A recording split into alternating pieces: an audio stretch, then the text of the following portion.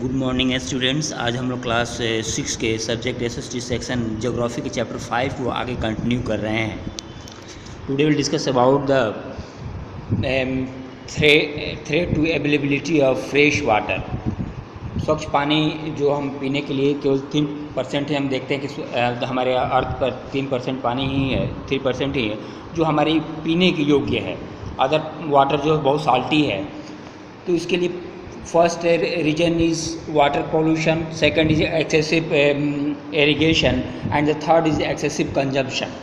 ये 3 कारण हो जाते हैं। इसमें पहला वाटर पोल्यूशन होता है।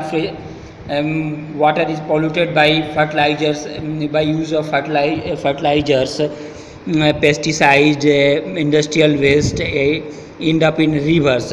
नदियों में क्या होता है कि कल कारखानों से बहुत सारा गंदा निकल करके नदियों में डाल दिया जाता है गंदगी। साथ ही साथ हम फर्टिलाइज़र का उपयोग करते हैं, कीटनाशक जिसमें कीड़े मकोड़ों को मारने की दवा उपयोग की जाती है। इससे हमारा क्या होता है, पानी दूषित हो जाता है और पानी पीने के लायक नहीं रहता है। Second point is excessive use of irrigation. Due to the increased irrigation agriculture production, increased agricultural production, increased irrigation facility are being set up in which large volumes of water is used for this purpose। क्या होता है, ज़्यादा से ज़्यादा अनाज उगाने के लिए सिंचाई का उपयोग होता है। अंडरग्राउंड वाटर के मान जहाँ पानी सिंचाई सुविधा नहीं है वहाँ अंडरग्राउंड वाटर का उपयोग करते हैं। उससे क्या ज़्यादा से ज़्यादा पानी का उपयोग करते हैं तो पानी की धीरे धीरे कमी होती जाती है। The third point is excessive consumption. Due to the increased population, increased population has led to the increased consumption of water। जनसंख्या बढ़ गई है तो धीरे धीरे हम पानी का भी ज़्यादा उपयोग हो रहा है। इसी से हम देखते हैं तो पानी की कमी जो है हमें दिखाई पड़ती है। ज़्यादा से ज़्यादा जनसंख्या बढ़ जाने के कारण लोगों को जितना पहले पानी उपलब्ध होता था उतनी मात्रा में वो उपलब्ध नहीं हो पाता है। Now discuss about the third domain of the earth. It is known as atmosphere, वायुमंडल। The air enveloped surrounding the earth is called atmosphere। यानी जहाँ तक हवा है उसको ही हम वातावरण कहते हैं, वायुमंडल कह सकते हैं। It extend up to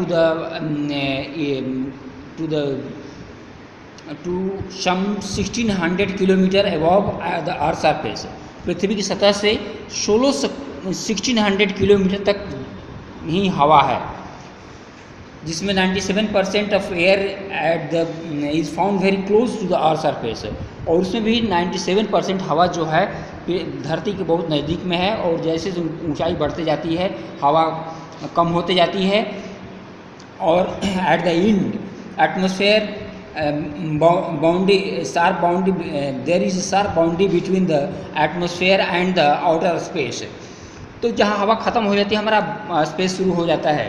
now discuss about the composition of the atmosphere.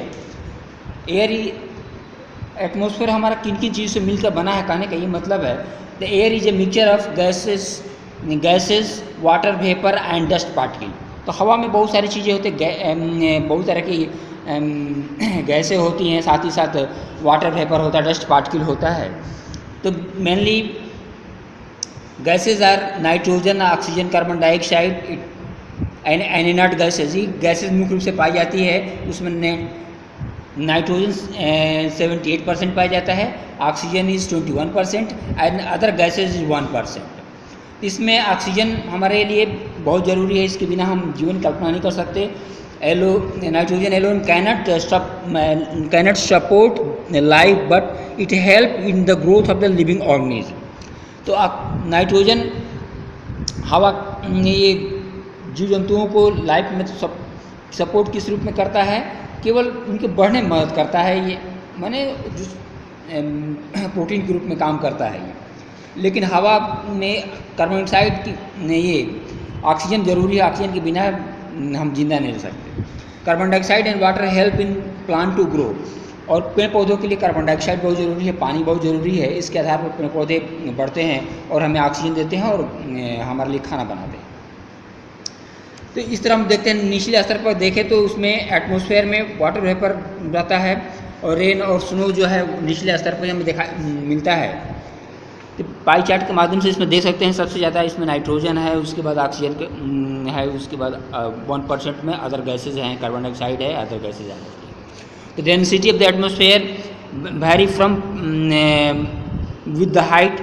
Density atmosphere का घनत्व जो है ऊंचाई के साथ घटता बढ़ता रहता है। जैसे सबसे ज़्यादा density at the sea level, समुद्र का स्तर पर सबसे ज़्यादा होता है। जैसे ऊंचाई बढ़ती जाती है डेंसिटी घटते जाता है। और टेम्परेचर भी, एयर टेम्परेचर क्या होता है, धीरे धीरे जैसे ऊंचाई बढ़ती है घटते जाता है। तो air has wait and therefore it exert pressure on the earth surface. हवा वजन होता है और उसके कारण ये पृथ्वी पर दबाव डालती है, प्रेशर पड़ता है।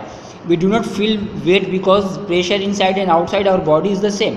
हम अपने शरीर पर हवा का दबाव महसूस नहीं करते हैं, क्योंकि जितना बाहर प्रेशर है उतना ही अंदर में प्रेशर, इसी कारण क्या होता है, बैलेंस रहता है। इसी कारण हमें हवा का दबाव महसूस नहीं होता है। The pressure of the atmosphere on the earth surface vary from place to place. Earth के सरफेस पर हम देखते हैं कि हवा का दबाव जो है जगह के अनुसार बदलते रहता है। इक्वेटोरियल क्षेत्र में एयर प्रेशर कम होता है, जैसे दूरी बढ़ती जाती है एयर प्रेशर बढ़ता है उसमें। The atmosphere serve as a blanket of the earth और maintain fairly even the temperature and both the day and night. तो